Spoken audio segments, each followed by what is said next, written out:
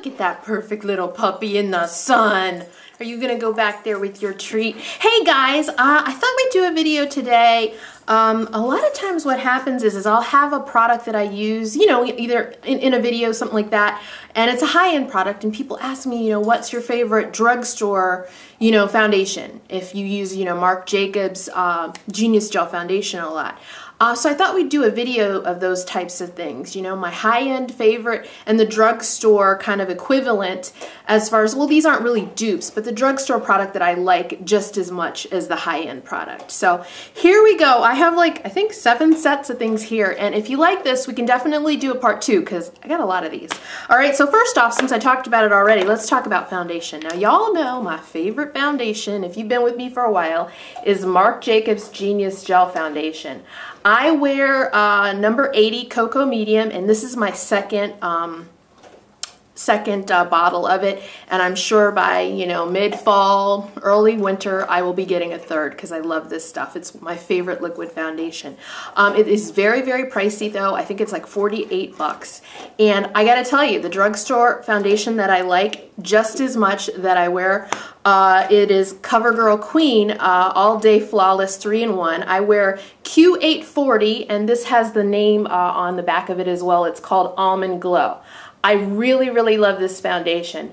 I have combination skin, so both of these foundations are so great to me because of the fact that you know, it doesn't make my T-zone go crazy.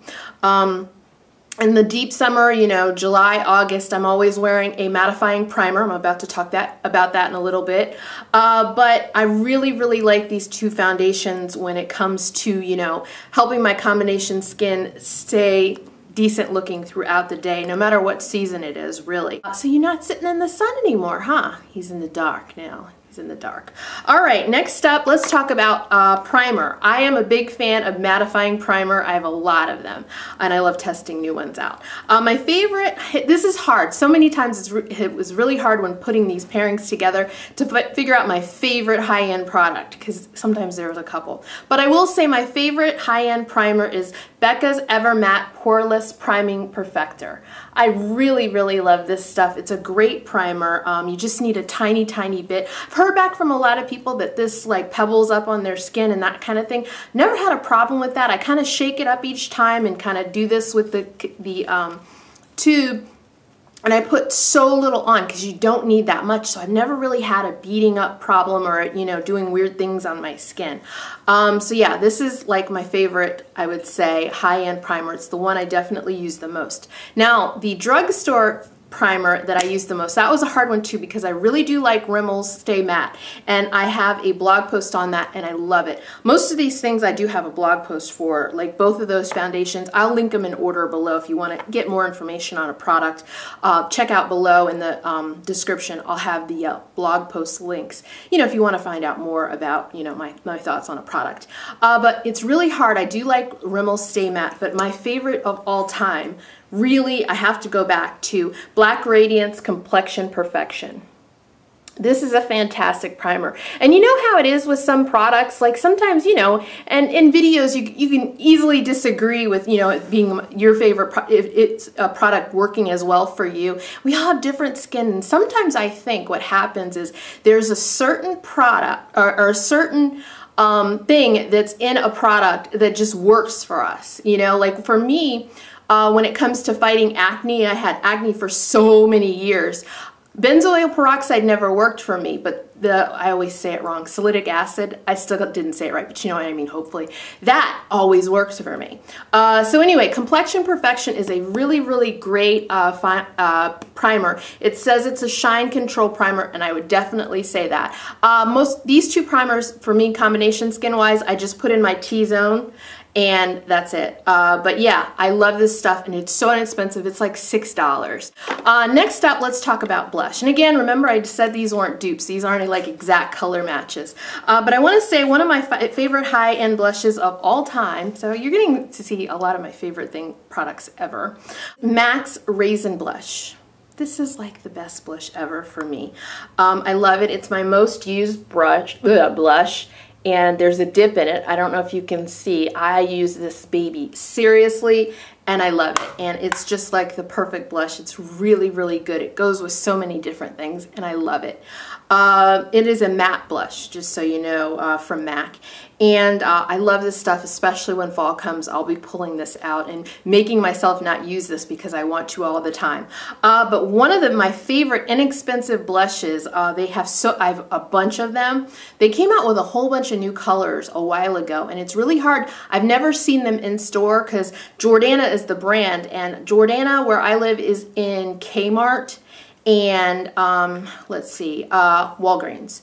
And the new blushes, I never see them, so I had to go online and order them at Cherry Culture. So you might have to take a look there if you can't find them locally, you know, in a store near you.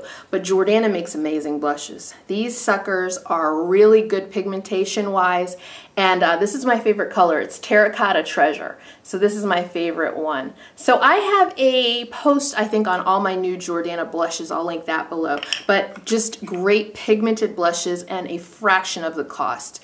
Like, I got mine during a sale, but I swear, like, at regular price on Cherry Culture, they're like $3 or something like that. It's fantastic pricing.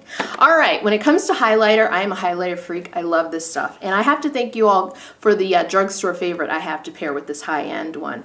I love the Balm's Betty Lou Manizer? Is that it? Betty Lou Manizer, yeah. I can never remember the name of everything. Anyway, this is a fantastic bronzer, and I love it. It is a great one. A lot of people like. I am in love with this guy, and you all told me to get it. I got Tiki, which is a great highlighter. It's lighter from Hard Candy. This Hard Candy I get at Walmart. And this is actually Hula Hula, a little darker. Hula Hula is darker, and it is such a good highlighter. I love it, love it, love it. Oh, so, so good. So, you know, you don't have to spend a lot, just like with a lot of things, you don't have to spend a lot to get a really, really good product. Okay, when it comes to eye primer, I have two favorites, and I've talked about a lot of this before as far as primer and face primer and eye primer, but here we go again. I love NARS's smudge proof eyeshadow base. It's fantastic. I think I like the wand a whole lot. It's just a perfect eyeshadow base, and I hear from a lot of people that have really oily lids. I don't have oily lids, I just have an oily T-zone, but I hear from a lot of people that have really oily lids, and they say this is the only thing that works for them. My favorite drugstore eye primer is definitely the Milani eyeshadow primer. I love this stuff. I also like the Wet n Wild. I don't have that one right now, but I definitely like the Milani. So there are two, I guess you could use, because I feel like these are interchangeable. The Milani and the the Fergie eye primer from Wet n Wild. Very, very good. I love this because it's like, I like both of these because they're invisible. I don't like an eye primer that leaves any color behind. Even though I'm putting over a cream base most likely over the product, I just don't like it if it leaves a color behind. Nail polish. Now, I want to talk about my favorite high-end brand of nail polish first, and that is a Dior. That is Dior nail polish. This is one of my favorite colors. I pull it out as soon as it gets hot outside because it's so cool. It's, I think it might be a limited edition color. It's called Saint-Tropez. I'll link it below because it's such a pretty color. I love the Dior nail polishes. I like the brush. It is a fatter brush, so it is harder to get used to. I will show you here.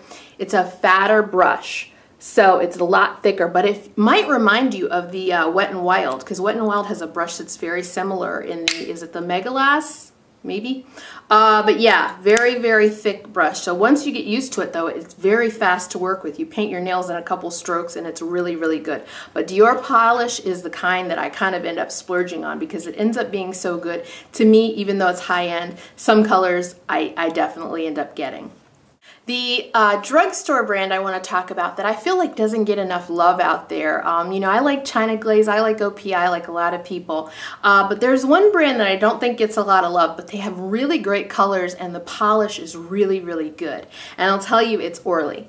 I really, really like their polishes. I have a decent amount of them, and this is one of my favorite colors ever. I'm gonna link it below. I had a nail of the day post of it. It's called Skinny Dip, and this color is straight up fire. I love it. Has something kind of iridescent going on with it as far as like in the light, it looks like blue and everything like that. It's a beautiful, beautiful nail color. It's always available. It's not a limited edition one, but I really, really like Orly polish, and I feel like they don't get a lot of love, and they have a lot of really great colors. So definitely, you don't need to play Dior prices for good nail polish. You can get a lot of different brands, and I just wanted to mention Orly because I feel like they don't get enough love.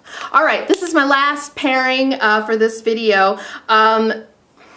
I like a little Chanel. What can I say? I don't know if you can do a like high-end kind of a thing without talking about a little Chanel. And this is my favorite lip color, pink lip color, high-end that I have in my stash. It's an amazing color. I'll link the post below. I keep saying that, but some of these things you just might want to look at. Okay, this is the color, what is it called? Exaltee Rouge Allure. It's a Chanel Rouge Allure. Oh, it just sounds pricey, doesn't it? Exaltee number 93.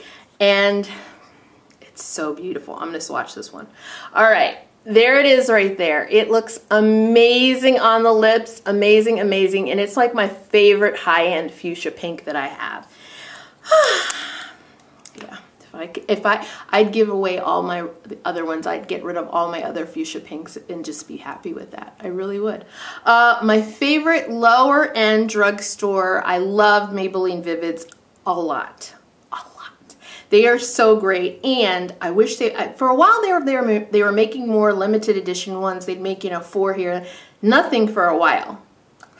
I'm gonna have a haul for you tomorrow of some new Color Sensational lipsticks, matte ones from Maybelline. So that's gonna be the next video.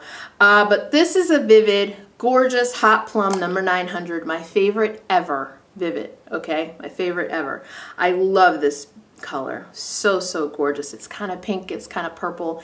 It's just right. It's right in the middle, I feel like. It's just right, and there it is. Really, really gorgeous. So I love Maybelline Vivid. If you like, you know, bright lip colors, I bet you've already checked them out, but definitely consider them if you don't like bright colors, or if you do like bright colors. And if you don't like bright colors, there are a lot of other Maybelline Color Sensational lipsticks to check out.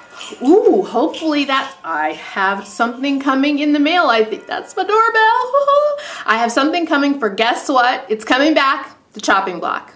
I have something coming for that, so hopefully that's it. So you'll see that after the haul of some new drugstore products that I found. So probably around Tuesday, something like that, or I don't know if I have time, I'll do it Tuesday, but it might be Saturday, I don't know. But that's coming because a lot of you guys asked about it. I took a break for the summer, and the chopping block will be back.